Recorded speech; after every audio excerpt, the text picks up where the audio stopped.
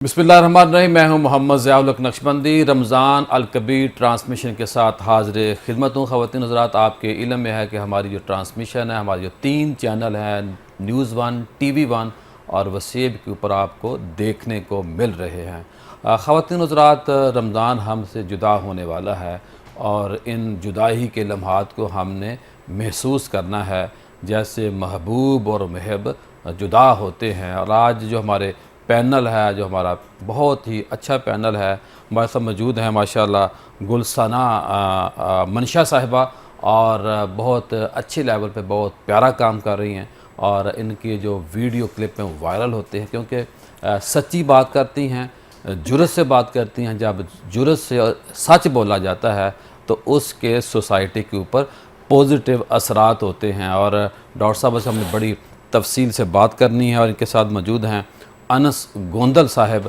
जो हमारे जो प्रोग्राम है अवाम का सवाल हमारे चैनल का, उसके एंकर हैं, मेरे दोस्त हैं, भाई हैं। मैं इनसे और ये मुझसे बड़ा प्यार करते हैं और ये चैनल से पहले भी ताल्लुक़ इनसे था और बड़ा अच्छा ताल्लुक़ था। अनस साहब और मैडम, आपकी आमद का बहुत शुक्रिया। अब यहाँ हम सबसे पहले हमदे बारी ताला सुनते हैं और हमदे बारी ताला के बाद अपने मेहमानों से बात करेंगे। ब्रेक के बाद खुश आमदीद ख़वातीन हज़रात। रमज़ान की अज़मतें, बहारें माशाल्लाह जारी हैं और अब बिल्कुल हम एंड पे आ गए हैं। 28वीं सहरी में हम बैठे हुए हैं और आपके इल्म में हमारा ये जो प्रोग्राम है न्यूज़ वन, TV1 वसेब के ऊपर एक वक्त में 3 चैनल पर आपको देखने का, हमें दिखाने का शरफ मिल रहा है। और मैडम कैसी हैं आप? ठीक ठाक हैं? मैं बिल्कुल ठीक हूँ। मैडम मेरे ये बताइए कि आप कब पैदा हुई, कहाँ पैदा हुई? ख़वातीन को पूछना तो नहीं चाहिए। नहीं, मैं I don't mind talking about my age. मैं हर किसी को कहती हूँ कि सीधा सीधा मैं अपने 50s को टच करने लगी हूँ। टच? जी बिल्कुल। और मैं पैदा 1 दिन बाकी रह गया, 2 दिन बाकी रह गए? नहीं, मैं 51 एग्जैक्ट 51 की हूँ इस वक्त। अच्छा, माशाल्लाह। मतलब मुझे ये बताने में कहीं पे भी, और ये मेरे मीडिया पे सबको मालूम है। आप कब पैदा हुई, कहाँ पैदा हुई? 73। और डेट ऑफ बर्थ मैं इसलिए नहीं बताती कि फिर वो फैंस, आपको पता है, एक हजूम लग जाता है फिर उस तारीख के ऊपर। लेकिन 73 मेरा पैदा कहाँ हुई ऑफ बर्थ। मैं जनाब पैदा हुई थी लिबिया में। अच्छा, हाँ जी। और पाकिस्तान कब आई? और पेरेंट्स चूँकि मेरे वहाँ पे थे तो फिर my father was the ambassador in Pakistan embassy, और वहाँ पे फिर हम रहे तकरीबन 13-14 साल बच्चे हम वहाँ रहे। पहली इफ्तारी याद? पहली इफ्तारी पाकिस्तान नहीं, लिबिया में याद है, क्योंकि मुझे ये याद है हमारे घर में एक रिवायत थी कि जितने भी पाकिस्तानी फैमिलीज़ वहाँ, डॉक्टर्स के बच्चे और फैमिलीज़ मौजूद होती थी, तो हमारे घर में डेली तकरीबन 70 to 80 लोगों का इफ्तार का इंतज़ाम होता था, और वो पाकिस्तानी फैमिलीज़ होती थी। और मुझे याद है कि मेरे अम्मी और अब्बू और हमारे जो हाउस हेल्प्स होते थे, उस वक्त कज़ाफ़ी होंगे सदर लीबिया? बिल्कुल, प्रेसिडेंट कदाफ़ी, बड़ा पुरसकून माहौल था। जी। और कई बार हमारे घर में जो इफ्तारी थी, हमने माशाल्लाह मतलब उनके साथ बैठ के इफ्तारी कई बार ये पहली ईदी कितनी मिली आपको? पहली ईदी ये तो मुझे याद नहीं है ये नहीं मुझे याद कि मुझे कितनी मिली। तकरीबन कितने पैसे मिले? लेकिन मेरा ख्याल है कि कोई 200 रुपीस मिले होंगे। बड़े पैसे मिल गए आपको? हाँ, 200 रुपीस मुझे याद है कि अमीर घर में पैदा होने का ये फायदा है, अमीर पैसे ज्यादा मिलते। आपसे पहले जितने मेहमान आए हैं जिनसे मैंने पूछा कि 1 रुपया मिला था, 100 रुपया मिला था? नहीं, मुझे याद है कि मेरा 200 रुपीस जो था वो तकरीबन मेरी पहली। आजकल 2 लाख हो गया मेरा ख्याल आज के बाद जी अनस साहब, आपसे यही सवाल है मेरा। जी मैं जो है 1998 में पैदा। आप तो माजी करीब में पैदा हुए हैं ना? जी बिल्कुल। और पिंड अदन खान हमारी तहसील है, ज़िला जेलम, और गांव जो है जुताना, वहाँ पैदा हुए। और इसी तरह फिर स्टडी करने के लिए लाहौर आए तो फिर लाहौर के बन के रह गए और बस मेहनत कर रहे हैं। गोंदल जट हैं आप? गोंदल बरादरी है और जट हैं हम, जो आपकी कास्ट है। जी। तो मैं ततला जट हूँ वैसे। ततला, ठीक है। तो ये लोगों को ये भी बता दें ततला जट होता है। यहाँ फैलाएं बैठ के। हाँ जी। तो इसी सिलसिला में चलता रहा और फिर एजुकेशन और फिर मीडिया की तरफ आ गए और फिर आगे बढ़ते जाए। कैसा जा रहा है प्रोग्राम आपका? कितनी मेहनत करते हैं और माशाल्लाह फिर कैसे चुनाव करते हैं मौज़ूआत का आप? देखिए, इस तरह है कि हमारा जो प्रोग्राम है वो आवाम का सवाल है। हमने वो चीज़ पूछनी है عوام کے سوال بدلتے رہتے ہیں. جی بالکل ایسے ہی ہے. اس کی وجہ یہ ہے کہ ہم نے وہ سوال کرنا ہے یا وہ کنٹینٹ لے کر آنا ہے جو موجودہ سنیری ہو. جس طرح فار ایگزامپل کوئی مریم نواز کوئی انیشیٹو لے کر آتی ہیں یا پھر کوئی وہ ایسا پروجیکٹ لے کر آتی ہیں جو نہیں ڈیلیور ہو پاتا ہے, پھر اس کے اوپر عوام سے گفتگو ہوتی ہے, یا پھر بے روزگاری کے اوپر گفتگو ہو جاتی ہے, کاروبار کے حوالے سے کہ چھوٹے چھوٹے کاروبار آپ کیسے کر سکتے ہیں اور اس میں کس طرح آپ منافع حاصل کر سکتے ہیں. پھر ہم بات کر لیتے ہیں ایجوکیشن کی کہ ہم ایجوکیشن سسٹم میں کہاں پہ کھڑے ہیں. تو مختلف قسم ایک کے پروگرام کے لیے کتنے لوگوں سے آپ سوال کرتے ہیں؟ دیکھیں یہ بڑا مشکل ہے. دیکھیں اسٹوڈیو میں پروگرام کرنا بہت آسان ہے. آسان ہے؟ آسان بہت آسان ہے, کیونکہ آپ کے پاس گیسٹ ہے, آپ نے گیسٹ سے گفتگو کرنی ہے, تو آپ کو اتنی مشکلات کا سامنا نہیں کرنا پڑتا. لیکن جب آپ نے فیلڈ کے اندر جانا ہے اور فیلڈ کے اندر جا کے آپ نے گلیوں میں, سڑکوں پہ, بازاروں میں جا کے پھر آپ نے آج کل مسئلہ پتہ کیا ہے, ہر بندہ بولنے کے لیے تیار بھی نہیں ہے. آج کل یہ اتنا بڑا ایشو ہے کہ اس سے پہلے میں ایک چینل پہ اٹھا لیا جائے گا. اس سے پہلے تقریباً 2 سال پہلے جب ہم فیلڈ کے اندر جاتے تھے, یقین ماننے کہ کسی ایک سے گفتگو کرتے تھے تو لوگ آگے کھڑے ہو جاتے, میں نے بات کرنی ہے. آج کل آپ اندازہ لگا رہے ہیں جب ہم جاتے ہیں فیلڈ کے اندر تو کوئی بات کرنے کے لیے تیار نہیں. آپ والی بات وہ یہ بات کرتے ہیں جی ہم کہتے ہیں کہ ہم کس کے خلاف بات کریں گے. اگر ہم کسی کے خلاف بات کریں گے تو پرابلم آ جاتے ہیں. پھر مثلا ہمیں کوئی یہ گرفتار بتائیے کہ کبھی آپ نے لوگوں سے کہا, جو عام لوگوں کا یہ سوال ہے, میرا سوال لوگوں کا سوال ہے, لوگ پوچھنا چاہتے ہیں آپ سے کیونکہ آپ کا پروگرام بڑا مقبول ہے, لوگوں کا یہ خیال ہے کہ اس طرح کے جو پروگرام ہوتے ہیں وہ لوگوں کے منہ میں سوال ڈالا جاتا ہے, یہ ہم سے سوال کرے یا یہ سوال بولے. کبھی ایسا کیا کہ جینون ہوتا ہے پروگرام؟ نہیں دیکھیں آج کل جو ہے نا عوام میں بڑا شعور ہے. اس طرح نہیں ہو سکتا کہ آپ ان کو کہیں کہ آپ نے یہ الفاظ بولنے ہیں. آج کل تو سب سے جو مشکل کام ہے کسی کو کہنا کہ آپ 5 منٹ ہمیں دے دیں, ٹھیک ہے. اب مختلف قسم کے لوگوں کو میں نے انٹرویوز کیے. دیکھیں آج کل جو دور ہے وہ ڈیجیٹل کا دور ہے. صحیح. آپ کوئی بھی بات کرتے ہیں, آپ کی ٹویٹر کے اوپر وائرل ہوتی ہے, آپ فیس بک کے اوپر, انسٹاگرام کے اوپر. اب دیکھیں کئی ایسے انٹرویوز ہوئے جو مجھے لگتا ہے کہ فار ایگزامپل سیاستدانوں کے میں نے انٹرویو کیے جس میں خواجہ آصف تھے, ٹھیک ہے. ان سے میں نے سوال کیا کہ آپ ایک موجودہ بڑا پاپولر ہوا تھا جی سوال کیا تھا, تو انہوں نے کہا تھا ہم نے واٹس ایپ کال کی تھی. وہ بھی میں بتا نہیں سکتا پھر آپ کے پروگرام کے لیے کوئی مسئلہ نہ ہو جائے. اس طرح کے مسائل, مسئلہ کوئی نہیں پیدا کرنا, نہ ہم نے آپ کے لیے کرنا پیدا, اور پلیز آپ نے ہمارے لیے نہیں پیدا. نہیں ہاں اس لیے تو میں اس لیے تو بات نہیں کر رہا, اس لیے میڈم کی طرف آ جاتے تاکہ کوئی آپ سخت بات نہ کر دیں, جس سے وہ پروگرام میں ہمارا نہ پرابلم نہ. میڈم رویے کیا ہوتے ہیں, مثبت رویے کا کیا فائدہ ہے, نیگیٹو رویے کا کیا فائدہ ہے, لوگوں کو پرکھنے کا کیا طریقہ ہے, کیا آپ کہیں گے آپ؟ دیکھیں رویے مثبت ہوں یا منفی دونوں ہی زندگی کا حصہ ہیں. نہ آپ منفی کو نکال سکتے ہیں لائف میں سے, اور نہ آپ پازیٹیوٹی کو نکال سکتے ہیں. بہت زیادہ پرچار کیا جاتا ہے آج کل, بہت زیادہ اس چیز کو پروموٹ کیا جا رہا ہے, اور بہت زیادہ اس چیز کو کیا جا رہا ہے کہ جی پازیٹیوٹی پازیٹیوٹی پازیٹیوٹی.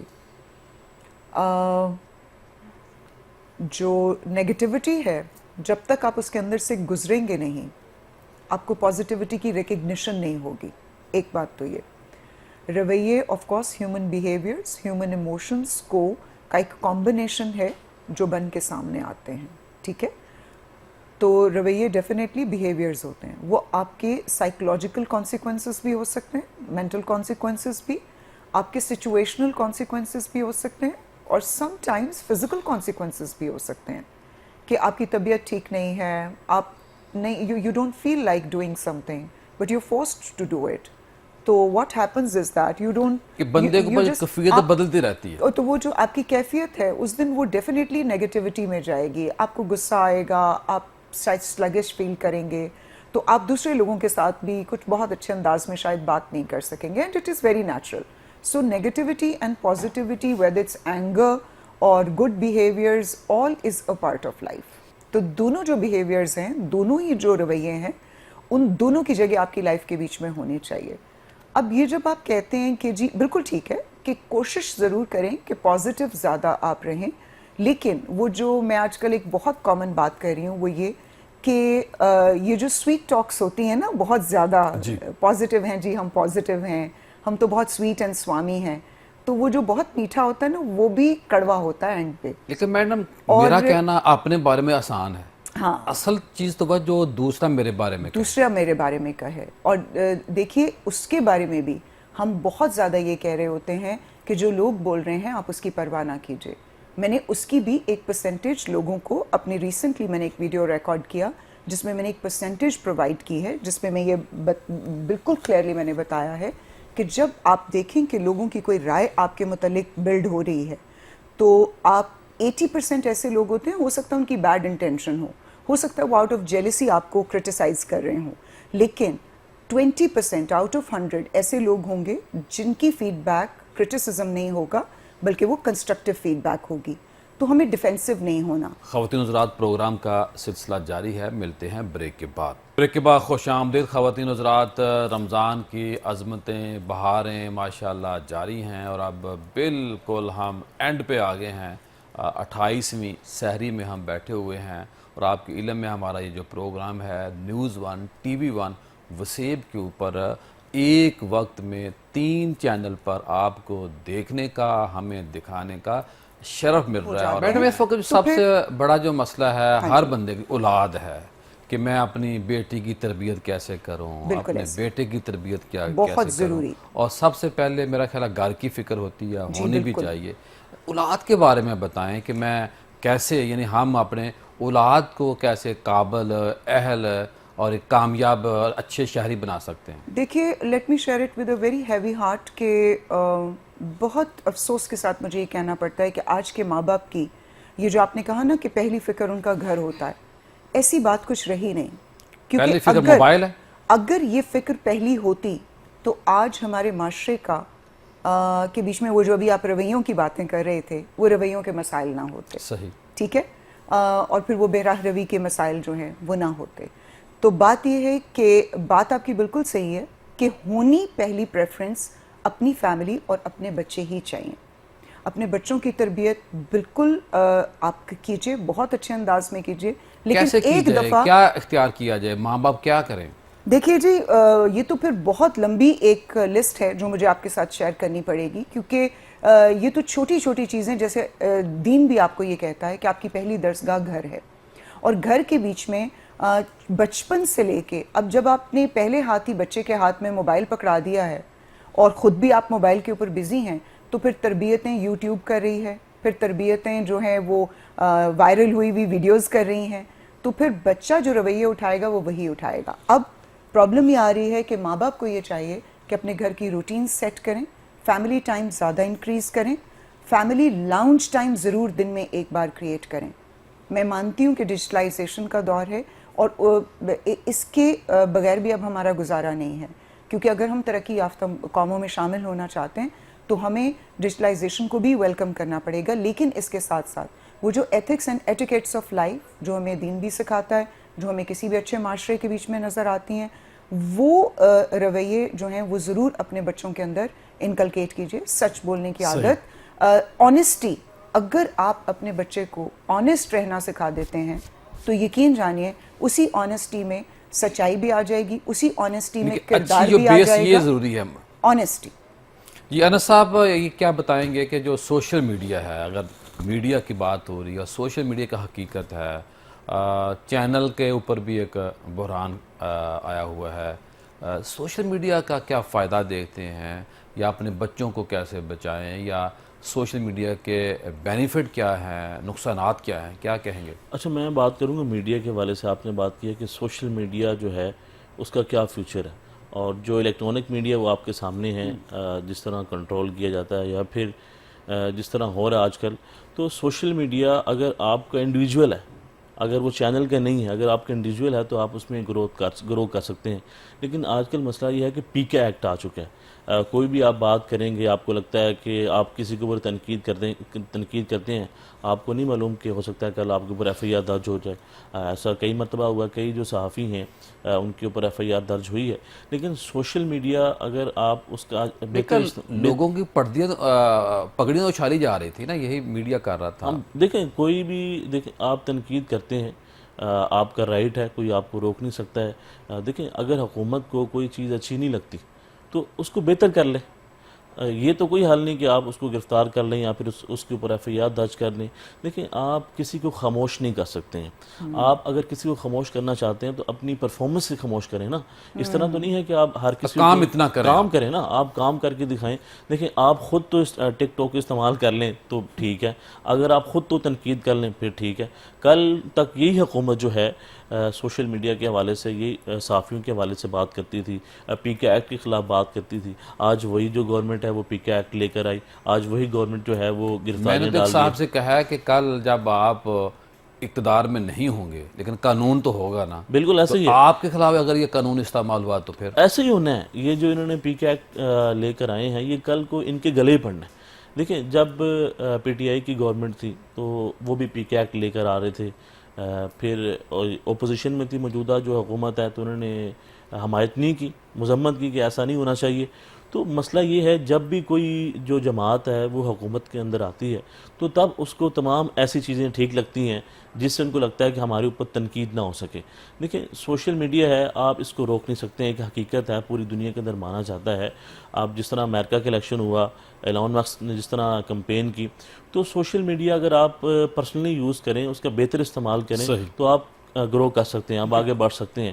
اگر آپ یہ سمجھیں کہ نہیں ہم نے سوشل میڈیا کو نہیں چلنے دینا, اگر دیکھیں آپ فار ایگزامپل پاکستان کے اندر کہ یہ بہت بڑی حقیقت ہے کہ پاکستان کے اندر ایکس جو کہ ٹویٹر تھا وہ بین ہے. جی جی, اور آپ اندازہ لگائیں کہ ہمارے اور پرائم جو منسٹر, میڈم میں آپ کی طرف آتا ہوں, جو انس صاحب کہہ رہے تھے, جو اور وہی ایتھکس کی بات نہیں, جو ٹویٹ ہمارے سربراہان کر رہے ہیں وہ اسی ٹویٹر کے ذریعے کر رہے ہیں, جو اسی ایکس کے ذریعے کر رہے ہیں. دیکھیے ڈاکٹر صاحبہ یہ بتائیے میڈم کہ موبائل ہے ہاں اس وقت ایک بڑی حقیقت ہے, بہت بڑی 4-5 ہم بڑی کوئی شک حقیقتیں اپنے ایک لسٹ بنائیں جی تو میرا بالکل خیال ہے اس ٹاپ پہ اس وقت ٹاپ آف موبائل دا آ لسٹ رہا ہے. اس وقت. ہاں تو جی کیا کیا جائے, موبائل استعمال بھی کرنا ہے, بالکل کرنا ہے, کیوں نہیں کیسے کرنا؟ کریں دیکھیے پوزیٹیو استعمال ہو جس کی خرافات بہت زیادہ ہیں, دیکھیے نظر ویک ہو رہی ہے بچوں کی خاص جی طور پہ, بالکل ہمارے حافظے کمزور ہو گئے ہیں. پہلے 100 موبائل نمبر یا P T C L number یاد ہوتے تھے, لوگوں کے ایڈریس یاد ہوتے تھے. اب لوگ شارٹ ٹرم میموری لاس پہ وہاں پہ بھی موبائل میں ایڈریس لکھ لیتے ہیں لکھ نمبر کے لیتے ہیں. ساتھ. جی بالکل ایسے ہی ہے. دیکھیے کسی بھی, ابھی میں نے آپ کو تھوڑی دیر پہلے کہا, جیسے انہوں نے بھی فرمایا کہ سوشل میڈیا ڈیفینیٹلی انایویٹیبل یہ ریالٹیز ہیں, ان کو آپ روک نہیں سکتے.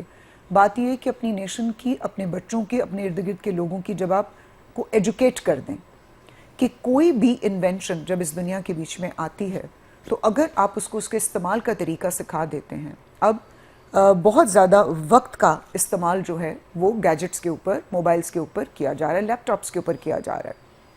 آپ اگر صرف اپنے بچے کو یا اپنے ارد گرد کے لوگوں کو ایک چھوٹی سی بات سمجھا سکیں کہ پیسہ اور وقت ان کے 3 استعمال ہیں.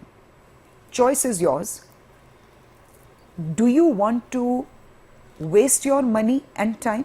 Do you want to spend your money and time? Or do you want to invest your money and time? صحیح. تو جب آپ اپنے بچے یا ارد گرد کے لوگوں کو یہ سمجھا دیں گے کہ پیسے اور وقت کو انویسٹ کرنے کا آپ کو واپس فائدہ ہوگا, تو یہ ٹریننگ جب آپ دے دیں گے تو بچے کو یہ معلوم ہوگا کہ 24/7 ایک تو میں نے سیل فون کو استعمال نہیں کرنا. ٹیک فری زونز اپنے گھروں میں کریٹ کیجئے. اپنے پروفیشنل آفیسز کے بیچ میں ایک بہت خوبصورت رواج دیکھ رہی ہوں کہ آفیسز میں دیکھ رہی ہوں کہ ایک جب بریک ٹائم ہوتی ہے تو وہ ٹیک فری زونز انہوں نے آفیسز کے اندر جو کو ورکنگ سپیسز بنائی ہیں وہاں پہ بنے ہیں, جہاں پہ وہ جتنے کولیگز ہوتے ہیں ساتھ وہ بریک کر رہے ہوتے ہیں, ساتھ وہ چٹ چیٹ کر رہے ہوتے ہیں, اور وہاں پہ سیل فونز یا کوئی بھی ڈیجیٹل گیجٹ استعمال کرنے کی اجازت نہیں ہوتی. فیملی لانچ ٹائم میں نے پہلے بھی ذکر کیا, فیملی لانچ ٹائم کو ضرور آپ آبزرو کیجئے اور اس کے بیچ میں اس کو بھی ٹیک فری زون ایریا بنا دیجئے 1 گھنٹے کے لیے. اس میں آپ ایک دوسرے کے ساتھ بات کریں, اور وہی وہ وقت ہوتا ہے. اور سب سے ضروری یہ ہے کہ جب آپ ایکچولی بچے کیوں ان سیل فونز کی طرف زیادہ جا رہے ہیں, پہلے تو ہمیں وجہ پکڑنی ہے. آپ کے 87% children in Pakistan are unheard. نہ ماں باپ ان کی بات سننے کو تیار ہیں, نہ سمجھنے کو تیار ہیں. اسکولوں میں جاتے ہیں, اساتذہ ان کی باتیں سننے کو تیار نہیں ہیں. تو دیکھیے بچے نے اپنا وہ جو مائنڈ اینڈ ماؤتھ میرے دوست کنیکشن بتا رہے تھے جب جی پڑھانے گئے تو ایک لڑکا, اس کو کھانسی آ رہی تھی تو اس نے کہا، کہتے ہیں میں نے کہا کہ یار آپ کی صحت خراب ہے، آپ باہر ذرا چلے جائیں. کہتے ہیں پوری کی پوری جو کلاس ہے وہ ان کو کھانسی آ گئی. یہ حال ہے. یہ اس وقت بچے، مطلب میں دن رات میرا بچوں کے ساتھ گزرتا ہے. وہ کہتے ہیں کہ مطلب بچوں کو چھوڑ دیں. آپ مجھے ایک بات بتائیے، اگر میں آپ سے یہ کہوں کہ یہ 22x22 کا کمرہ ہے اور یہ ایک پلاسٹک کی کرسی ہے، آپ نے اگلے 7 گھنٹے اس کمرے سے باہر نہیں جانا اور اسی کرسی کے اوپر بیٹھنا ہے، اور بیٹھنا بھی تمیز کے ساتھ ہے. جی تو کیا آپ بیٹھ سکیں گے؟ نہیں بیٹھ سکیں گے. پھر میں آپ سے یہ بھی کہہ دوں کہ اب ٹیچرز کیا ہیں کہ وہ یہ بولتی ہیں کہ جی میری بات سنو، میری بات کو سمجھو، جو میں کہہ رہی ہوں وہ لکھو، جو میں کہہ رہی ہوں وہ پڑھو، جو میں... اب جس انسان کے ساتھ آپ بات کر رہے ہیں ان طلبہ کا اپنا ایک ذہن ہے، تو بچوں نے پھر اپنا اسکیپ جو ہے وہ فائنڈ آؤٹ کیا موبائل فونز کے اندر. تو جی انس موبائل صاحب سے کیا فرمائیں گے اسکیپ آپ کا آخر میں؟ یہی طریقہ ہے. میں تو یہ کہنا چاہوں گا کہ ہر چیز کے 2 امپیکٹ ہیں، ایک نیگیٹو ہے، ایک نیگیٹو اور ایک پازیٹیو ہے. پازیٹیو، بالکل. تو سوشل میڈیا کو اگر آپ پازیٹیو امپیکٹ میں یوز کریں گے تو آپ کو فائدہ حاصل ہوگا. لیکن اگر آپ نے تنقید بھی کرنی ہے تو ایسے الفاظ کا چناؤ کریں تاکہ کسی کی دل آزاری نہ ہو. تو سوشل میڈیا سے انکار... پیکا نہ لگے. ہاں اب تو ہر طرف پیکا پیکا ہی ہے. تو آپ سوشل میڈیا سے انکار تو نہیں کر سکتے ہیں. تو ہمیں دیکھیں پوری دنیا آگے بڑھ رہی ہے آئی ٹی کی فیلڈ کے اندر، تو پاکستان کے اندر بھی اس کے اندر روکنا نہیں چاہیے چیزوں کو. جس طرح ٹویٹر ہے اس کو بین کیا ہوا ہے، اس کو بین نہیں کرنا چاہیے تاکہ ہم آگے بڑھ سکیں، پاکستان جو ہے گرو کر سکے. اگر ہم آج اس نیچ پہ پہنچے ہوئے ہیں کہ ہم یہ سوچنے پر مجبور ہیں کہ پاکستان آگے کیوں نہیں بڑھ پا رہا، پاکستان کے آج حالات کیسے ہیں، پاکستان کی معیشت کہاں پہ کھڑی ہے. آج بھی ہم IMF کی طرف دیکھتے ہیں، آج بھی پاکستان کے اندر دیکھیں پچھلے 2 سال میں تقریباً 20 لاکھ پاکستانی پاکستان چھوڑ کے چلے گئے. ٹھیک بات ہے. 20 لاکھ پاکستانی، اور اس میں نوجوان بھی ہیں، اس میں اسکل ورکر بھی ہیں، اس میں ڈاکٹرز بھی ہیں. تو بھائی جان اب میں نے زیادہ جو قابل لوگ تھے وہ جا چکے ہیں. ہیں. یہاں میں اور آپ رہ جائیں گے بس، میڈم نے چلے جانا. اچھا نشمندی صاحب میں بڑا امپورٹنٹ یہاں پہ آپ پہ پوائنٹ ہے وہ ریز کرنا چاہتا ہوں. تو میں نے نا ایک سوال کیا، منسٹر ہیں پنجاب کے رانا سکندر حیات صاحب، ایجوکیشن منسٹر. میں نے ان سے سوال کیا، میں نے کہا بڑی تیزی کے ساتھ برین ڈرین ہو رہا ہے پاکستان کے اندر، تو کیا کہتے ہیں پاکستان کے جو سرمایہ جو نوجوان ہیں وہ پاکستان سے باہر جا رہے. تو وہ میں سے الجھ پڑے، کہتے ٹھیک ہو رہا ہے. تو میں نے کہا آپ ہی کہتے ہیں کہ یہ پاکستانی باہر بیٹھ کے گالیاں نکالتے ہیں، ٹھیک ہے. تو میں نہیں، وہ انہوں نے مجھے کہا جی آپ کو پتہ نہیں. تو میں نے پھر ان کو ساری ڈاکومنٹ دکھائے، تو وہ کہتے ہیں جاتے ہیں تو جائیں، ہمیں کوئی فکر ہی نہیں ہے.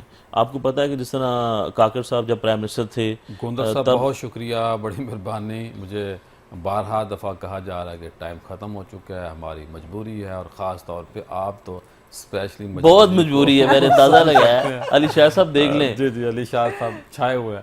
خواتین حضرات پروگرام کا سلسلہ جاری رہے گا، یا ہم نے بریک لینی، اور بریک کے بعد آج کا جو ہمارا خوبصورت پینل ہوگا، علماء کی مجلس سجے گی، اور دوبارہ جب آپ سے بات ہوگی تو بڑی مفید آپ سے آج گفتگو ہوگی. سوال بڑے جاندار، موضوع بڑا طاقتور. ملتے ہیں بریک کے بعد. خوش آمدید خواتین حضرات. رمضان کی عظمتیں، بہاریں ماشاءاللہ جاری ہیں، اور اب بالکل ہم اینڈ پہ آگے ہیں. 28ویں سحری میں ہم بیٹھے ہوئے ہیں، اور آپ کے علم میں ہمارا یہ جو پروگرام ہے نیوز 1 TV 1 وسیب کے اوپر ایک وقت میں 3 چینل پر آپ کو دیکھنے کا، ہمیں دکھانے کا شرف مل رہا ہے. اور میں اب سیکنڈ لاسٹ تقریباً ہمارا پروگرام ہے، کیونکہ میں تیسرے یا چوتھے روزے کہہ چکا ہوں کہ اس سال 29 روزے ہونے ہیں.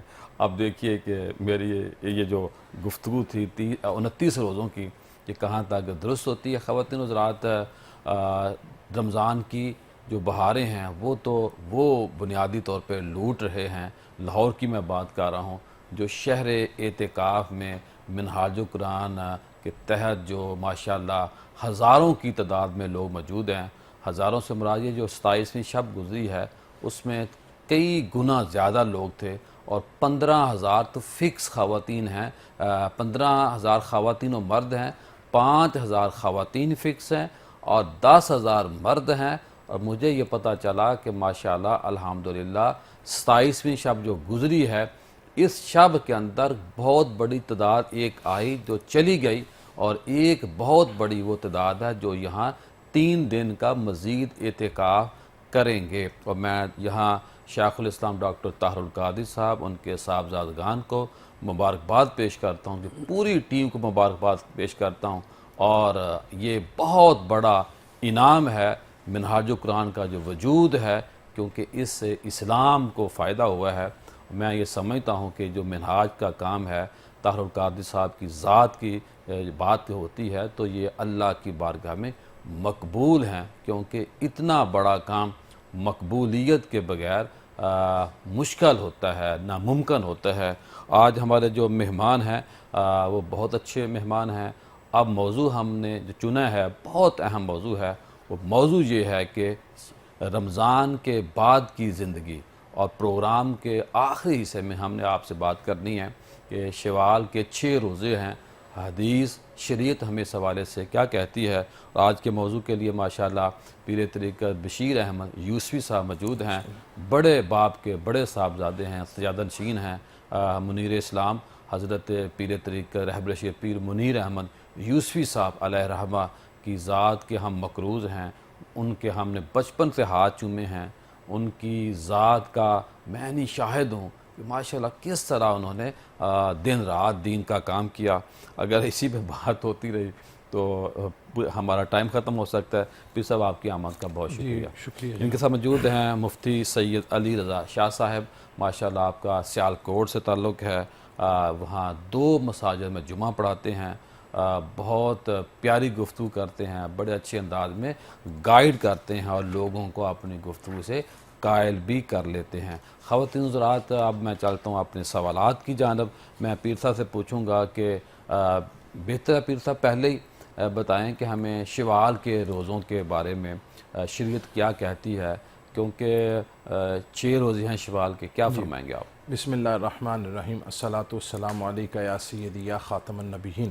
محترم پیر ضیاء الحق نقشبندی صاحب، حضرت جابر، حضرت سبحان، حضرت ابو ایوب، حضرت ابو ہریرہ، حضرت عبداللہ بن عمر رضی اللہ عنہم، ان اصحاب سے مروی حدیث شریف ہے نبی اکرم صلی اللہ علیہ وسلم کی کہ جس نے رمضان المبارک کے روزے رکھے اور پھر اس کے بعد شوال کے 6 روزے رکھے، وہ ایسے ہے جیسے زمانہ بھر کے اس نے روزے رکھے ہیں۔ اور دوسری احادیث میں اس طرح بیان کیا گیا کہ جس نے رمضان کے بعد شوال کے 6 روزے رکھے، وہ ایسا ہے جیسے پورا سال وہ روزے کی حالت میں، کیونکہ فرمایا نیکی کا ثواب 10 گنا ہو جاتا ہے، تو 30 روزوں کا ثواب 300 روزوں کے برابر، اور 6 روزوں کا ثواب 60 روزوں کے برابر، یعنی پورا سال ہی ایسے گزرے گا جیسے اس نے روزے کی حالت میں گزارا۔ سبحان اللہ۔ اچھا، اس میں عوام الناس کے اندر کچھ بے چینی ہوتی ہے۔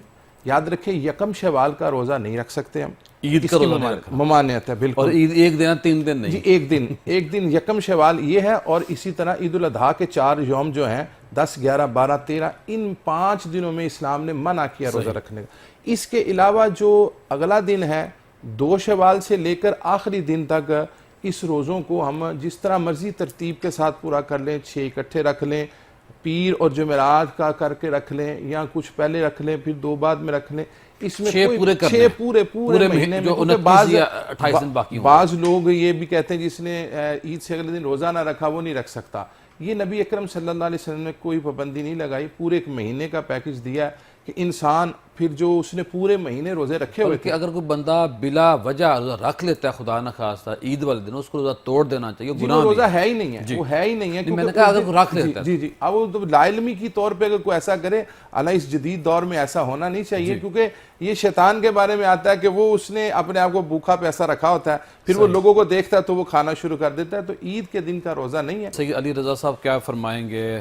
نفس کو برائیوں سے روکنا ہے، اور رمضان کا اختتام ہونے والا ہے، رمضان کے بعد والی جو زندگی ہے اس کو ہم کیسے ریگولر بنیاد پر، ریگولر سے مراد کہ جس طرح ہم ماشاءاللہ ایک ہمارا ذہن ایک ماحول بنا ہوا تھا نیکی والا، رمضان کے بعد ہم کس طرح اس برکت کو قائم رکھ سکتے ہیں، اس نعمت کو اپنے وجود پہ طاری رکھ سکتے ہیں؟ بسم اللہ الرحمن الرحیم۔ پیر صاحب بہت شکریہ، اور آپ کی پوری ٹیم، نیوز 1، ٹی وی 1، وسیب چینل، سب کو میں مبارکباد پیش کرتا ہوں رمضان المبارک کی ان پرکیف گھڑیوں میں، جنہوں نے تبلیغ دین کا خوبصورت فریضہ سر انجام دیا۔ اللہ تعالیٰ آپ کی پوری ٹیم کو خیر و برکت عطا فرمائے۔ آمین۔ کہ قبلہ قرآن مجید فرقان حمید میں جب ہم مطالعہ کرتے ہیں تو اللہ رب العزت نے ارشاد فرمایا ان النفس لامارۃ بالسوء، بے شک جو نفس ہے یہ برائی کا حکم دیتا ہے، یعنی جسے ہم نفس امارہ کہتے ہیں، نفس امارہ برائی کا حکم دیتا ہے۔ جی لیکن رمضان المبارک کے جو خوبصورت لمحات ہیں، تو رمضان المبارک میں ہم روزہ رکھتے ہیں، جس طرح فرمایا کما کتب علی الذین من قبلکم لعلکم تتقون، اللہ یہ روزے فرض کیے گئے ہیں تم پر بھی ایسے جیسے پہلی امتوں پر فرض کیے یہ گئے۔ روزہ کسی نہ کسی حالت میں شروع دن سے ہے۔ جی بالکل، یعنی پہلی امتوں کے اندر بھی اللہ نے یہ فضیلت عطا فرمائی تھی، اور امت مصطفیٰ صلی اللہ علیہ وسلم کو بھی یہ نعمت عطا فرمائی۔ تو روزہ جو ہے یہ اپنے آپ کو ایک خاص وقت سے لے کر خاص وقت تک بھوک اور پیاس سے، یعنی کھانے اور پینے سے روکنے کا نام ہے۔ تو جب انسان روزہ رکھتا ہے تو اس کا نفس امارہ کمزور ہوتا ہے۔ صحیح۔ آپ دیکھیں کہ اگر یہ جو فن والے ہیں، بعض لوگ جو ہیں ریاضت جو کرتے ہیں، جی یہ جو بعض سرکس والے ہیں تو اپنے ان کے بڑے بڑے جانور ہیں، بڑے بڑے خونخوار جانور ہیں، تو وہ اپنے جانوروں کو بھوکا رکھ کے ان کو رام کرتے ہیں، ان کو مطیع اور فرما بردار کرتے ہیں، جیسے ہاتھی ہے، ریچھ ہے، باقی جانور ہیں سرکس کے اندر، ان کو ایک بھوکا رکھ کے تو ان کی ٹریننگ کی جاتی ہے۔ تو اسی طرح بندہ مومن کو بھی بھوکا رکھ کے تو نفس امارہ کو کمزور کیا جاتا ہے۔ صحیح۔ نفس امارہ جب کمزور ہوتا ہے تو پھر انسان کو نیکی کے کاموں میں آسانی پیدا ہوتی ہے اور انسان برائی سے دور ہوتا چلا جاتا ہے۔ شاہ صاحب یہ جو آپ نے مثال دی بڑی اچھی دی ہے۔ میرا خیال ہے جو جانوروں کی بات ہے وہ تو سارے کے سارے جانور عام ہو جاتے ہیں، ٹھیک ہو جاتے ہیں، سارے کے سارے انسان کیوں نہیں ٹھیک ہوتے؟ حضور کتنا بڑا لمحہ خوبصورت، فکری ہے۔ بڑا اچھا آپ نے سوال کیا ہے۔ نبی پاک صلی اللہ علیہ وسلم کا ایک فرمان ابھی میرے ذہن کی تختی پر آیا۔ حضور علیہ الصلوۃ والسلام نے ارشاد فرمایا من صام رمضان ایمانا و احتسابا غفر لہ ما تقدم من ذنبہ وما تأخر، جس نے رمضان المبارک کے روزے رکھے ایمان اور احتساب کی حالت میں، اللہ تو اللہ رب احتساب۔ العزت اس کے پچھلے گناہ بھی معاف فرما دے گا، اس کے آئندہ والے گناہ بھی اللہ تعالیٰ معاف فرما دے گا۔ حضرت کعب رضی اللہ تعالیٰ عنہ کی بڑی خوبصورت بات مجھے یاد آئی۔ جی آپ فرماتے ہیں کہ جس نے روزے رکھے اس نیت کے ساتھ کہ میں رمضان کے روزوں کے بعد ترک گناہ کر دوں گا، اللہ ہر قسم کی خطاؤں کو ترک کر دوں گا، تو آپ فرماتے ہیں کہ یہ وہ شخص ہے کہ جس کو اللہ نے بلا حساب و کتاب معاف کر دیا ہے، اس کو جنت کا پروانہ عطا فرما دیا ہے۔ اللہ تو یہ تو قبلہ خوش قسمت لوگ ہیں وہ جو رمضان کے روزے احتساب کی حالت میں رکھتے ہیں۔ اور آپ کا دوسرا جملہ ہے، آپ فرماتے ہیں کہ جس نے اس نیت سے روزے رکھے کہ میں روزے رکھ رہا ہوں، بڑی مشکل سے یہ مہینہ گزار رہا ہوں، روزے کے بعد میں اپنے نفس کو راضی کر لوں گا، گناہ کر لوں گا، تو آپ فرماتے ہیں کہ اس کے روزے پھر اس کے منہ پر دے مارے جائیں۔ اللہ۔ خواتین حضرات پروگرام کا سلسلہ جاری ہے، ملتے ہیں بریک کے بعد۔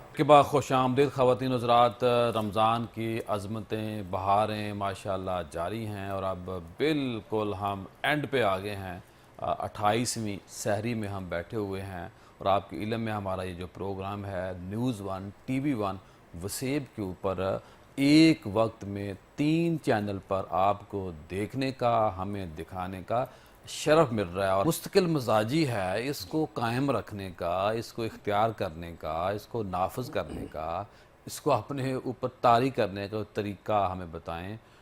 صوفیہ نے تو ماشاءاللہ پوری کی پوری زندگی کو اسلام کے لیے وقف رکھا، اور آپ دیکھیے کہ صوفیہ وہ صوفیہ ہیں کہ جنہوں نے کبھی اپنی زندگی کے اندر تہجد کو قضا نہیں ہونے دیا۔ کیا فرمائیں گے آپ؟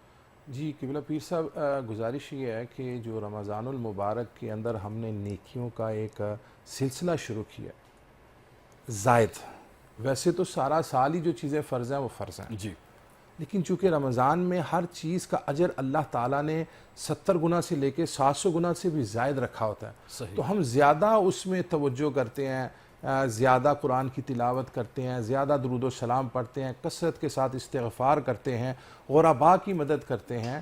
جس طرح آپ دیکھ رہے ہیں پاکستان سمیت دنیا بھر میں لوگ راشن کی صورت دل میں کھول کے دے رہے ہیں۔ سب دے رہے ہیں، لیکن اس کا ہمیں یہ اپنے اندر احساس رکھنا چاہیے کہ جو کام ہم اس مہینے میں کر رہے ہیں نا نیکی کے زائد، ان کو ہم تسلسل بھی رکھیں. صحیح بات. اور جس طرح ہم قرآن مجید کی اگر روزانہ عام دن رمضان میں 1 سپارہ پڑھ رہے ہیں تو کم از کم 1 پاؤ آدھا سپارہ عام بھی پڑھیں.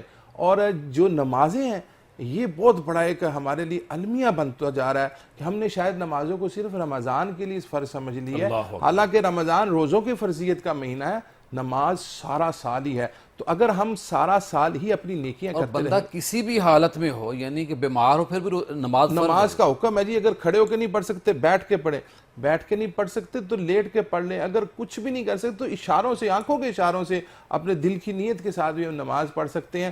لیکن جیسے ہی ہمارا رمضان ختم ہوتا ہے تو وہ جو ہمارا نفس ہے جو ہمیں تنگ کرتا رہتا ہے وہ ہمیں دوبارہ دنیا داری کی طرف لگا دیتا ہے. اگر ہم اس میں صحیح خشوع خضوع پا لیں تو انشاءاللہ اگلے دنوں میں بھی جب اس پر قائم رہیں گے اللہ بہت جلد ہمارے یہاں اپنے تمام کاموں کو درست فرما دیں. پھر صاحب دیکھیے نا کہ قرآن پاک ختم کرنے کی تھوڑی سی ہمیں ترغیب دیں. اللہ کے نبی رمضان میں ایک دفعہ کم قرآن پاک کو مکمل کرتے تھے، اور اگر ہم ابھی نہیں تو چلو اگلے رمضان یا عام دنوں میں تھوڑا تھوڑا روز پڑھیں. ہم اگر اپنے موبائل سکرین ٹائم کو دیکھیں تو کئی گھنٹے بنتے ہیں، اور آدھے گھنٹے میں 40 منٹ میں ایک بندہ آسانی کے ساتھ ایک پارہ پڑھ لیتا ہے. اس پہ کوئی گائیڈ کرے. جی محترم ضیاء الحق نقشبندی صاحب، یہ تو نبی پاک صلی اللہ علیہ وسلم کا فرمان ہے کہ زیادہ سے زیادہ 40 روز میں قرآن مجید کو ختم کرو. صحابہ نے اس کو کم کروانا شروع کیا، حضور زیادہ طاقت ہے 3 دن میں بھی آ گئے. تو یہ جو آپ فرما رہے ہیں نا موبائل سکرین، میں تو اکثر یہ بات کرتا ہوں یہ جو موبائل ہے نا یہ ہماری ہر حرکت کو نوٹ کر رہا ہے اور ہماری ہر چیز کاؤنٹ کر رہا ہے. تو یہ جو فرشتے ہیں ان کو تو اللہ نے طاقت دی ہوئی ہے، یہ ہمارے ہر لمحے کو دیکھ رہے ہیں. تو ہم نے جو تلاوت قرآن مجید ہے اس کو اپنی زندگی کا حصہ بنانا ہے، چاہے فجر کے وقت پڑھیں یا ظہر عصر مغرب عشاء کو ٹائم اس کا مخصوص کر لیں، کیونکہ قرآن کی وہ تلاوت کا ثواب جو کسی کتاب کا نہیں، ایک حرف پر 10 نیکیاں مل رہی ہیں اور ہم اس سے دور ہیں. جب ہم قرآن پڑھیں گے اور ساتھ یہ ضرور کریں کہ صحیح تفاسیر کو بھی ساتھ استفادہ لیں، کیونکہ جب فائدہ تب فائدہ ہوگا جب ہمیں پتہ لگ رہا ہوگا کہ ہم جو پڑھ شاہ صاحب آپ یہ بتائیے، ابھی میرے ذہن میں بات آ رہی تھی کہ موضوع ہمارا ہے رمضان کے بعد والی زندگی. جو لوگ نہیں مانتے کہ بھئی مرنے کے بعد ہم کیسے باہر آ سکتے ہیں، زندہ ہو سکتے ہیں، ہماری جو گلی سڑی ہڈیاں ہیں، جو ہمارا جو جسم کا گوشت ہے یہ ختم ہو جائے گا. میرے ذہن میں آ رہا تھا کہ بڑا آسان کام ہے، جب بندہ نہیں تھا تو اللہ دوبارہ بنا سکتا ہے. اب یہ دیکھیے نا کہ میرے جس میں بات آ رہی تھی کہ کل کو اگر کوئی اپلیکیشن آ گئی جو آج کل ہم ایسے ڈیلیٹ کرتے ہیں یا کوئی ویڈیو ہم اپنی لگاتے ہیں تو اس کی جو وائس ہے اس کو کنٹرول ختم کر دیتے ہیں. کل کو اگر کوئی بندہ ایسی اپلیکیشن لے آتا ہے، ایسا سافٹ ویئر آ جاتا ہے کہ بھئی وہ آواز بھی ریکور ہو سکتی ہے اور بندے کے جو ڈیلیٹ شدہ میسج ہیں، وائس ہے، وہ بھی ریکور ہو سکتی ہے، تو اللہ کے لیے کیا مشکل ہے؟ کیا فرمائیں گے آپ؟ جی آپ نے بڑی خوبصورت بات فرمائی ہے، اور یہ بالکل قرآن پاک کے عین مطابق ہے جو آپ نے فرمایا نا کہ اللہ تعالیٰ نے جب انسان کو دوبارہ زندہ کرنا ہے تو وہ تو بہت آسان ہے. اصل اگر ان لوگوں کی ذہنیت کے اعتبار سے دیکھا جائے تو اصل مشکل یہ ہوتا ہے کسی چیز کو پہلی دفعہ پیدا کرنا، پہلی دفعہ کسی چیز کو بنانا. جی تو جو اللہ پہلی دفعہ کسی چیز کی تخلیق فرما رہا ہے، میسج ڈیلیٹ تو ہو گیا، لکھا تھا نا پہلے، وائس ہم نے اسی طرف آ رہا ہوں. جی تو جو اللہ پہلی دفعہ کسی چیز کو تخلیق فرما لیتا ہے اس کے لیے دوبارہ اس کو زندہ کرنا کوئی مشکل نہیں ہے. آئی ٹی کے لوگوں کے لیے اس کو ریکور کرنا وہ تو آسان کام ہے. اور قبلہ میں عرض اور کر رہا ہوں جو انقلاب اے آئی برپا کر رہی ہے اس وقت، اور حضور میں عرض کر رہا ہوں کہ یہ جو آپ فرما رہے ہیں نا کہ وقت آئے گا، بلکہ اب یہ ایسی اپلیکیشنز ہیں جو آپ کے میسج ڈیلیٹ ہو چکے ہیں وہ بھی واپس آ جاتے ہیں، جو وائس میسج ڈیلیٹ ہو چکے ہیں وہ بھی واپس آ جاتے ہیں. تو جب ایک دنیا دار ایک مادی ترقی کے حوالے سے ہم اتنا آگے جا سکتے ہیں تو وہ تو پھر خالق ہے، تو وہ تو جو چاہے کر سکتا ہے. تو اس لیے اس کے لیے کوئی مشکل نہیں کسی انسان کو زندہ کرنا اور اپنی بارگاہ میں حاضر کرنا. بریک کے بعد خوش آمدید خواتین حضرات. رمضان کی عظمتیں، بہاریں ماشاءاللہ جاری ہیں اور اب بالکل ہم اینڈ پہ آ گئے ہیں. 28ویں سحری میں ہم بیٹھے ہوئے ہیں اور آپ کے علم میں ہمارا یہ جو پروگرام ہے نیوز ون TV ون وسیب کے اوپر ایک وقت میں 3 چینل پر آپ کو دیکھنے کا، ہمیں دکھانے کا شرف مل رہا ہے۔ اور پھر سب بات پہلے بھی پچھلے پروگرام میں آپ سے بات ہوئی تھی، پھر وہی آپ سے بات کرنی ہے، کھانے پینے میں توازن جو ہے ہمارا ہے رمضان کے بعد۔ اگر ہم سحری کے ٹائم کھاتے ہیں تو مغرب کی اذان تک ہم زندہ رہ سکتے ہیں۔ جی بالکل۔ تو اگر ہم صبح 8 بجے یا 9 بجے ناشتہ کریں اور اس ناشتے کو پھر ہم مغرب تک لے دیں، درمیان میں ہلکا پھلکا لے لیں، یہ تو آسان کام ہے۔ وہ جو سحری کا کھانا تھا وہ 4-5 گھنٹے بن جاتے ہیں پھر صاحب۔ اس لمبے ٹائم کے دوران ہم کچھ نہیں کھاتے تو جی لیتے ہیں، زندہ رہ لیتے ہیں۔ جو میں کہنا چاہتا ہوں تھوڑا ٹائم بچتا ہے، 7, 8, 9 بجے ناشتہ کریں۔ اس پہ کوئی طریقہ بتائیں کہ جب ہم تھوڑا کھائیں گے وضو برقرار رہے گا، اور نمازی بننے کا سب سے جو آسان طریقہ ہے وہ باوضو رہنا، کیا فرمائیں گے؟ جی قبلہ پیر صاحب، پچھلے پروگرام میں بھی اس پہ تھوڑی سی میں نے آپ سے ڈسکس کی، اور میں پھر آپ کو اپنا ذاتی ہی تجربہ بتا دیتا ہوں کہ انسان اگر 2 وقت کا کیا 1 وقت کی بھی روٹین بنا لینا، اور ساتھ جو اللہ تعالیٰ نے ہمیں اتنی بڑی نعمت پانی کی دی ہے اس کو انٹیک کرتا رہنا جسم سے، تو یہ سارے فضلات کو بھی نکال دیتا ہے اور انسان کو توانائی بھی بحال کر دیتا ہے۔ اگر ہم 2 وقت کا کھانا جو آپ فرما رہے ہیں اس کو ہم روٹین بنا لیں، ایک صبح 9-10 بجے کے قریب اور ایک شام کو عشاء سے پہلے، یہ بڑا اہم مسئلہ ہے۔ ہم نے سوچا ہوتا ہے کہ 1 وقت کا کھانا کھانا ہے، کھانا کھا کے ہم لیٹ گئے ہیں۔ اب وہ جو لیٹ گئے ہیں تو ہم نے اپنے جسم پر ظلم کیا۔ ہمیں کھانا جو رات کا کھانا اب تو پیر صاحب ریسرچ آ گئی ہے، ڈاکٹر کہہ رہے ہیں کہ اللہ کے نبی نے کہا تھا کہ کھانا کھانے کے بعد بیٹھنا، تھوڑا چہل قدمی کر لیں۔ اب ڈاکٹر جو پہلے منع کرتے تھے ان کی یہ نئی ریسرچ آئی ہے کہ کھانا کھانے کے فوری بعد کچھ قدم چلنا چاہیے۔ جی قبلہ پیر صاحب، یہ تو اسلام کی بنیادوں پر ہی ساری جدید سائنس ہے نا جی۔ تو ہم نے جو اپنے جسم کو توازن رکھنا ہے نا، یہ رمضان نے ہمیں ایک پریکٹس دے دی ہے۔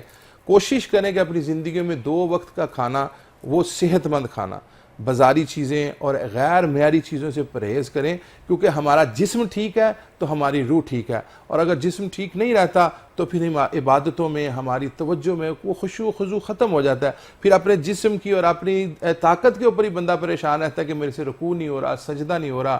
اور یہ چیزیں اگر انسان کنٹرول کرنا چاہے تو اللہ تعالیٰ اس کو پوری طرح اس میں کامیاب کرتا ہے، اس میں کوئی کمی نہیں ہوتی۔ شاہ صاحب یہ بتائیے کہ روزہ رکھنے کے بعد بندہ یہ سمجھتا ہے کہ اب میں نے جھوٹ نہیں بولنا، غیبت نہیں کرنی، نہ سننی ہے، کسی پہ بہتان نہیں لگانا، اس عمل کو ہم روزوں کے بعد کیسے برقرار رکھ سکتے ہیں؟ کیونکہ رمضان میں تو اللہ کا شکر ہے ہم نے احتیاط کر لی، اب اس پہ برقرار رہنا ہے، برقرار رہنے کا کوئی طریقہ بتائیں۔ بسم اللہ الرحمن الرحیم۔ قبلہ، انسان اگر اپنی ذات پہ غور کرے تو انسان 2 چیزوں کا مجموعہ ہے، ایک اس کا جسم ہے اور ایک اس کے اندر روح ہے۔ جسم جو ہے یہ اللہ تعالیٰ نے اس کی بھی خوراک ہے، اور جو روح ہے روح کی بھی خوراک ہے۔ جسم کی خوراک یہ پھل سبزیاں، یہ اناج، یہ جسم کی خوراک ہے، اور روح کی غذا یہ اللہ کی عبادت، نبی پاک علیہ الصلوۃ والسلام پر درود و سلام، اطاعت، فرما برداری، روزہ، یہ ساری روح کی غذا ہے۔ تو انسان اگر غور کرے تو انسان اگر جسم کے لیے کوشش کرتا ہے، جو انسان اپنی جسمانی صحت کی طرف توجہ دیتا ہے تو جسمانی طور پر وہ طاقتور ہو جاتا ہے۔ جو روحانی صحت کی طرف توجہ کرتا ہے، اپنے باطن کی طرف توجہ کرتا ہے، تو اللہ تعالیٰ اس کو باطن کی ترقی عطا فرماتا ہے۔ تو روزہ ایک ایسی چیز ہے جو کہ تمام اخلاق حسنہ کا مجموعہ ہے، اطاعت خداوندی، بردباری، نیکی، پارسائی، عبادت و ریاضت، یہ روزے کی وجہ سے پیدا ہوتی ہیں۔ جب انسان اللہ تعالیٰ کی رضا کے لیے روزہ رکھتا ہے اور اللہ کی طرف متوجہ ہوتا ہے تو یہ ساری چیزیں پیدا ہوتی ہیں، اور جب یہ چیزیں پیدا ہوتی ہیں تو پھر جو رذائل ہیں، جو حسد ہے، بغض ہے، کینہ ہے، نفرت ہے، عداوت ہے، یہ ساری چیزیں دور ہوتی چلی جاتی ہیں۔ تو انسان جب روزے کی حالت میں ہوتا ہے تو پھر یہ 1 مہینے کی پریکٹس کے بعد وہ اتنا مضبوط ہو جاتا ہے، ذمہ داری محسوس کر رہا ہوتا ہے، پھر اتنا وہ مضبوط ہو جاتا ہے کہ وہ اخلاق حسنہ کو اپناتا چلا جاتا ہے اور اخلاق جو رذیلہ ہیں ان کو چھوڑتا چلا پیر جاتا صاحب جو اچھا ورکر ہوتا ہے نا، وہ اگر کسی کام کی اونرشپ لے لے، ذمہ داری لے لے، وہ سمجھے کہ یہ میرا ذوق ہے، میرا شوق ہے، اس کو میں نے اسی طرح کرنا ہے جس طرح کرنے کا حق ہے. اور میرا خیال مومن کا بھی یہی ترہ امتیاز ہوتا ہے. پیر صاحب کیا فرمائیں گے اس حوالے سے کہ جو بندہ کرے پوری دیانتداری ایمانداری کے ساتھ کرے، تو اگر انسان جو ہے، جو مسلمان ہے، جو مومن ہے، وہ یہ طے کر لے کہ یار روزوں میں تو میں نے یہ کام چھوڑ دیے تھے، میں کم کھاتا تھا، کم سوتا تھا، زیادہ ذکر اذکار کرتا تھا، تو اس کو میں نے جاری رکھنا ہے. اسلاف نے تو بڑی محنت کی، بڑے طریقے، بڑے فارمولے بتائے. کیا فرمائیں گے پیر صاحب؟ جی قبلہ پیر صاحب، انما الاعمال بالنیات، یہ ہمارے ہر معاملے کا جو دار و مدار ہے وہ ہماری نیت پر ہے. جب ہم نیت بنا لیتے ہیں تو اچھی نیت پہ تو اللہ تعالیٰ نیت پر ہی اجر شروع کر دیتا ہے. جی. تو اب ہم نے آئندہ جو آنے والے وقت ہیں اس میں ہم نے اپنے آپ کو اس نیکی پر استقامت کے ساتھ چلانا. جیسے اللہ تعالیٰ نے بہترین استغفار کا ذریعہ ہمیں دیا ہے، اور ذکر لا الہ الا اللہ، یہ دو ایسی چیزیں ہیں کہ جس کے بارے میں نبی اکرم صلی اللہ علیہ وسلم کا فرمان ہے، جو لا الہ الا اللہ کا ذکر کرتا ہے اور استغفار کثرت سے کرتا ہے، اللہ اس کے لیے مصیبتوں میں آسانیاں دے دیتا ہے، اس کے رزق میں اضافہ کر دیتا ہے، اور زبان بھی پاک رہتی ہے، دل بھی پاک رہتا ہے، فکر بھی پاک رہتی ہے. اور جو بندہ دن میں 70 مرتبہ استغفار کرتا ہے، اللہ تعالیٰ اسے آخرت کے غم سے نجات دے دیتا ہے، اسے فکر ختم ہے. کیونکہ اس کی اللہ کے نبی خود توبہ کرتے 70 بار. دیکھیں جو ہر ایک حدیث چیز سے 100 دفعہ پاک بھی ہے، آتا ہے. 100 دفعہ بھی کی حدیث ہے کہ جب انسان استغفار کرے گا اللہ اس کے قلب کو پاک کر دے گا. اور نبی اکرم صلی اللہ علیہ وسلم نے استغفار اور ذکر الہی کا کثرت سے حکم اس لیے دیا کہ یہ دل کو بھی پاک کرتا ہے، یہ ذہن کو بھی پاک پڑتا ہے، اور زبان کو بھی. اور پھر سب سے اہم بات جو میں یہاں پہ عرض کرنا چاہتا ہوں کہ ہم نے آج معاشرے کے اندر ایک ترتیب بنا لی ہے، جیسے 2-4 بندے بیٹھے ہیں، غیبت، چغلی، بہتان، فیشن بن گیا. اس سے بہتر ہے کہ ہم اپنی زبان کو جو کہتا ہے نا اور سناؤ، اور بس پھر وہ شروع ہو جاتے ہیں، اور پھر وہ اور سناؤ میں ہم اپنے اعمال تباہ کر رہے ہیں، اپنی زندگیوں کی دار و مدار خراب کر رہے ہیں. سر شاہ صاحب آخر میں چند کلمات نوازیں. کہ بلا یہ رمضان شریف کے متعلق ہمارے جو اسلاف کا طریقہ کار تھا، آخر میں پیغام کے طور پہ عرض کرنا چاہتا ہوں.